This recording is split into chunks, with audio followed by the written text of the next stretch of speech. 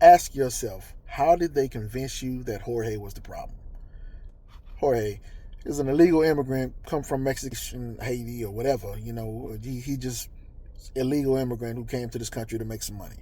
So they convince you that Jorge is the problem. That's why you are not financially stable. That's why you don't have the best job the job that you've been looking for, the dream job you wanted. And Jorge is the problem. Now Jorge is an immigrant that came to the country, and he basically does construction work, or maybe he picks crops. So he comes here and he doesn't pay taxes. Of course, yeah, he doesn't pay taxes because he gets paid in cash by his boss. His boss pays him, a half of what he would pay anyone else. So instead of him getting a minimum $7.50 an hour, he gets $200-300 a week. But he works his ass off. Now, Jorge sends $200 of that $300 back home, and the other $100 he pays rent at an apartment with a whole bunch of other people. So he's got like 5 people in that apartment, and so he's paying like $50, and along with everybody else. And the other $50 he buys beer with. He just chills or he buys food and beer. It's a stereotype, but yeah, it pretty much rings true. And he gets up every morning, he gets on the back of a truck with a bunch of other cats, and they go out and work. They work sun up to sundown, come home, drink a few beers, eat a little food, send their money home. Now they pay sales tax. They pay sales tax. Now and his total, for that year is probably about $17,000 to $20,000. Now, if he was a U.S. citizen, and he had kids, that taxes that he would have paid on that $17,000 to $20,000 probably would have been given back to him in the earned income tax credit, because they know that the way to actually spur on the economy is to spend money. So they got to give him some money to spend. So that's what he would get. But since he is not a citizen, he doesn't get that money. He also doesn't get other benefits. He doesn't get welfare or anything like that. They like to say he get welfare, but in actuality, he doesn't have a social security number, so we can't apply for any of that stuff. Plus, Jorge wants to stay off the radar. Jorge doesn't want any contact with the police. He doesn't want any contact with any of the organizations. He just comes here because he's able to make some money for his family. Yes, he sends a good portion of that, 60% of that home to his family, and doesn't pay taxes on it.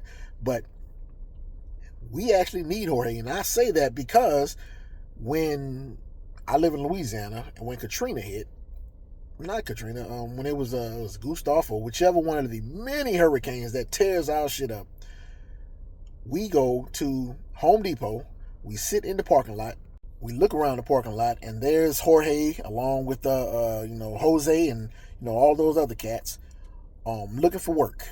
And we hire them quickly because we can afford to pay them to fix our stuff as soon as possible, because our homes are in shambles, flooded or whatever, and we need help, and there's just not enough companies around to fix our stuff. So that's who we go and find them. Also, we go and find them if we need just work, done around the house, stuff like that, and we don't want to pay an arm and a leg. We go hire Jorge so he can get this work done. But we forget, we upset with Jorge because he doesn't pay taxes on that $17,000 to $20,000 that he makes. He pays sales taxes. Like I said, he pays sales taxes, but he doesn't pay, income tax. Which, let's be honest with you, if you're making $17,000 to $20,000 and you got any kind of kids or anything like that, you're not paying much in taxes anyway. And if you got kids, you're getting that back in the earned income tax credit. Now, let's say Benjamin. Benjamin is a multi-millionaire, makes $10 million a year. Now, Benjamin's tax bracket would, once upon a time, let's say 20%. If he makes $10 million a year and he has to pay 20% in taxes, that would be $2 million. That would be a fleet of Jorge's. That would be a fleet of, that's hundreds. That's thousands of Jorge's. So thousands of Jorge's are worth of taxes.